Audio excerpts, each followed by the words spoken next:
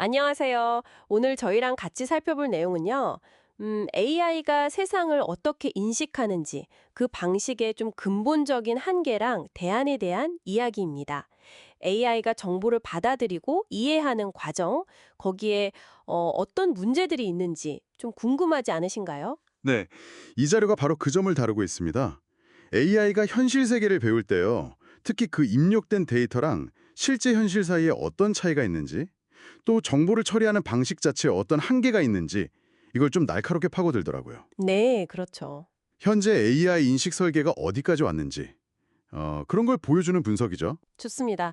그럼 이 자료들 보면서 AI 인식의 가장 큰 숙제가 뭔지, 그리고 AI가 좀 더 깊이 있게, 뭐랄까, 사람처럼 이해하려면 어떤 쪽으로 가야 할지 같이 한번 파헤쳐 보죠. 네? AI가 왜 가끔 좀 이상한 답을 내놓는지, 그 이유를 조금은 알 수 있지 않을까 싶네요. 네, 그럴 수 있겠네요. 첫 번째로 짚어볼 문제가 그 AI 학습 데이터랑 실제 현실의 차이인데요.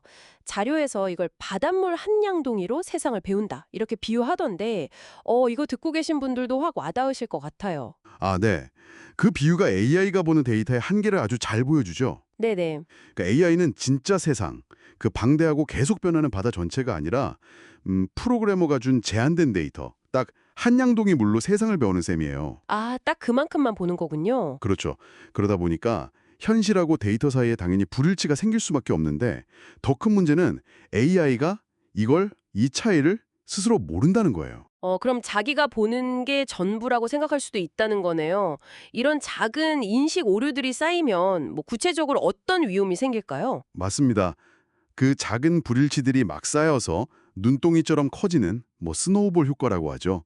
그런 게 생길 수 있어요. 네. 예를 들면 자율주행차가 학습 데이터에 없던 이상한 날씨나 갑작스러운 도로 상황을 만났을 때 오작동하는 경우 같은 거요. 아, 그럴 수 있겠네요. 사실 사람도 제한된 경험으로 일반화하는 오류를 범하긴 하죠. 근데 우리는 내가 틀릴 수도 있겠다 이렇게 스스로 생각하는 능력, 그 메타인지라는 게 있잖아요. 네, 맞아요. 근데 현재 대부분 AI는 이런 능력이 좀 부족해요. GPT 같은 아주 큰 모델들도 사실은 그냥 데이터가 엄청 많은 더 큰 양동이일 뿐이지 근본적인 한계는 여전하다는 거죠. 그렇군요. 데이터 자체의 한계도 문제지만 그 데이터를 AI가 받아들이는 방식, 그 방식에도 좀 재밌는 얘기가 있더라고요. 이름표 붙이는 거요. 레이블링? 아, 네네. 레이블링이요. 대부분 AI는 대상 하나에 이름표 하나만 딱 붙여서 배운다고요. 독수리 사진 보면 그냥 독수리, 끝! 이런 식으로요. 네, 맞습니다. 그게 바로 단일 레이블링의 한계예요. 우리는 독수리를 보면 그냥 독수리하고 끝나는 게 아니라 동물이구나, 새구나, 심지어 맹금류구나 이렇게 여러 수준에서 동시에 이해하잖아요. 네, 그렇죠. 그래서 이 자료에서 제안하는 계층형 다중 레이블링이라는 건 AI도 이렇게 좀 여러 관점에서 더 입체적으로 대상을 파악하게 만들자는 그런 접근법입니다. 아, 그러면 단순히 독수리라고만 아는 거랑 그게 조류고 더 나아가 동물이라는 그 관계까지 아는 건 AI가 다음에 뭘 하거나 추론할 때 엄청난 차이를 만들겠네요. 정확합니다. 구체적으로 어떤 점에 좋아지는 거죠? 예를 들어서 동물, 조류 이런 상위 개념을 배우면요. AI가 처음 보는 펭귄 사진을 딱 봐도 아, 이것도 새 종류겠구나 하고 어느 정도는 유출할 수 있게 돼요. 이게 이제 계층적 추론의 예시죠. 오, 그렇군요. 또 다른 장점은 인식의 구체화인데요. 예를 들어 시스템 오류를 감지했을 때 그냥 삐 비정상입니다. 이게 아니라 아, 센서에 오류가 있네요. 비정상 지점. 그래서 측정값이 이상해요. 표면 원인. 센서가 오래돼서 그런 것 같습니다. 근본 원인.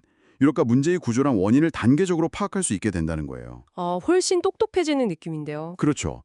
현재 AI는 이런 수직적인 관계 파악에 좀 약점이 있거든요. 그렇군요.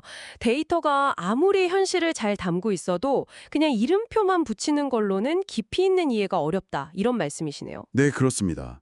그래서 AI 인식 설계는 이게 뭐지? 이걸 맞추는 단순 분류를 넘어서야 해요. 왜 이런 현상이 생겼지? 어떤 내부 구조나 관계로 되어 있지? 이런 걸 파악하는 방향으로 가야 한다는 거죠. 네. 그러니까 인식된 여러 정보 조각들을 잘 분석하고 연결해서 그 안에 숨겨진 핵심 의미나 패턴을 찾아내는 능력, 이게 중요해지는 겁니다. 자료에 나온 그 유튜브 음악 검색 예시가 딱 이해하기 좋더라고요.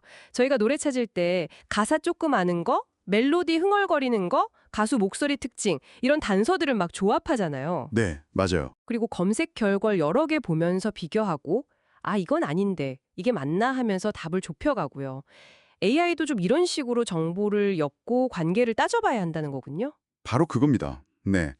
아까 말씀드린 그 계층형 다중 레이블링 같은 기법들이 바로 이런 심층적인 인식을 가능하게 하는 뭐랄까 열쇠가 될 수 있는 거죠. 네.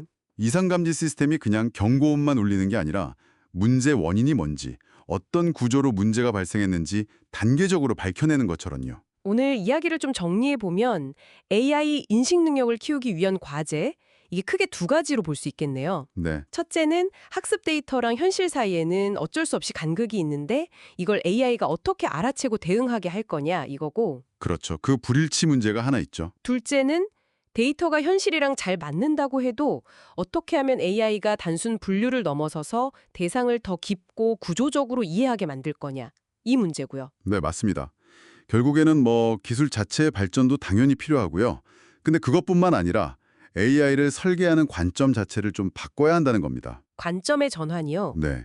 정보를 그냥 빨리 처리하는 계산기계, 이걸 넘어서서 사람의 세상을 이해하듯이 복잡한 정보를 여러 각도에서 해석하고 관계를 추론하는 그런 사고의 틀 자체를 설계하는 고민이 필요하다는 거죠. 아, 사고의 틀을 설계한다. 흥미로운 표현이네요. 네. 오늘 저희가 나눈 이야기가 지금 듣고 계신 당신이 AI를 보는 방식에 작은 어떤 생각거리를 던졌으면 좋겠습니다. 네, 그랬으면 좋겠네요. 매일 우리가 쓰는 AI 서비스들 있잖아요. 이게 과연 세상을 얼마나 깊이 또 어떤 방식으로 보고 있을까 한 번쯤 질문을 던져보시는 건 어떨까요? 다음에 더 흥미로운 분석으로 찾아뵙겠습니다.